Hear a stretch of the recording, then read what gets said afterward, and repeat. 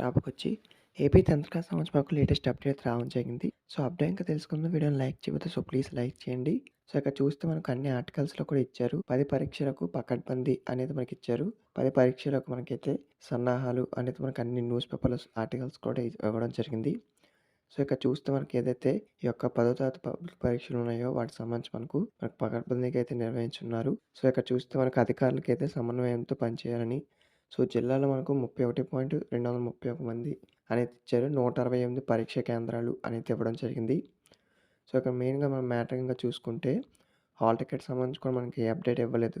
ఏదైనా అప్డేట్ వస్తే మీకు ఇది ఇన్ఫార్మ్ చేస్తాను. మెయిన్‌గా ఇక్కడ చూద్దాము. ఇక్కడ మనకు స్టోరేజ్ కేంద్రాలు కూడా ఏర్పాటు చేయనున్నారు. ఏవైతే మనకు ప్రశ్న పత్రాలైతే ఉంటాయో సో, వాటికి సంబంధించి ఇక్కడ చూడండి. మొబైల్ ఫోన్స్, ఎలక్ట్రానిక్ పరికరాలను అనుమతించాం. అలాగే మనకు వేసవి దృష్టిలో ఉంచుకొని కేంద్రం వద్ద మనకైతే తాగునీరు సదుపాయం అయితే కల్పించనున్నారు.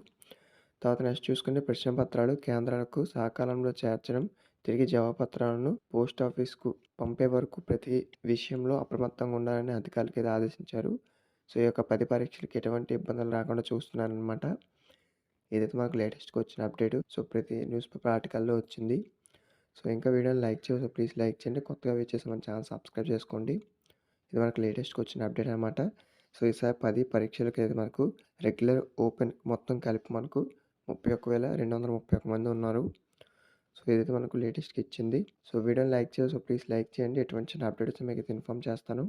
వీడియో మీ ఫ్రెండ్స్‌కి కూడా షేర్ చేయండి. హాల్ టికెట్స్ సంబంధించి ఎటువంటి చిన్న అప్డేట్స్ మీకైతే ఇన్ఫార్మ్ చేస్తాను. మనకైతే హాల్ టికెట్స్ అనేవి మీకు ఎగ్జామ్‌కి 1 వీక్ ముందు రిలీజ్ అవుతాయి. మార్చ్ ఫస్ట్ వీక్ క్లియర్‌గా. Thank you.